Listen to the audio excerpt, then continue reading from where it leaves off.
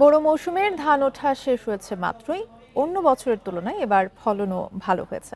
তারপরেও সপ্তাহের ব্যবধানে চালের কেজিতে বেড়েছে 2 থেকে 8 টাকা পর্যন্ত। হঠাৎ দাম বাড়ায় ক্ষুব্ধ ক্রেতারা। এদিকে দাম বাড়ার পেছনে মিল মালিকদের কারসাজি দেখছেন বিক্রেতারা।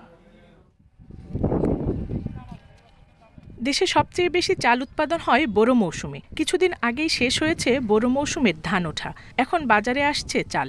শুরুতে কমলেও এখন উল্টো চালের দাম বাড়তে শুরু করেছে বাজারে।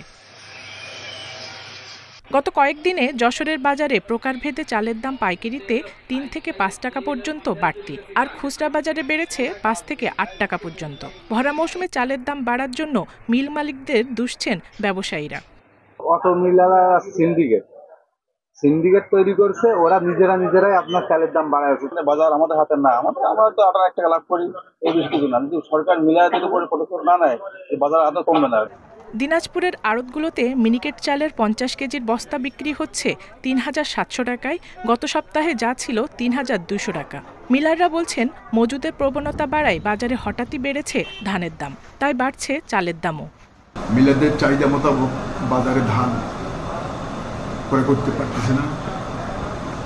ধান বাজারে প্রতি বস্তায় কারণে 2 থেকে 300 টাকা বেড়ে গেছে। সেই কারণেই বর্তমানে চালের দাম একটু বেড়ে গেছে। চালের দাম বাড়তি কুষ্টিয়ার মোকামগুলোতেও। মিল মালিক এবং পাইকারি ব্যবসায়ীদের কারসাজি ঠেকাতে প্রশাসনের হস্তক্ষেপের দাবি জানাচ্ছেন নাগরিক সমাজের প্রতিনিধিরা।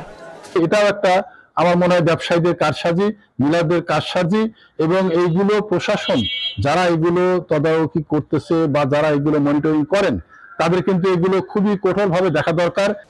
হঠাৎ চালের দাম বাড়ায় অস্বস্তিতে সীমিত আয়ের মানুষ। ভরা মৌসুমে এই পরিস্থিতির কোনো যুক্তি খুঁজে পাচ্ছেন না তারা। Independent news.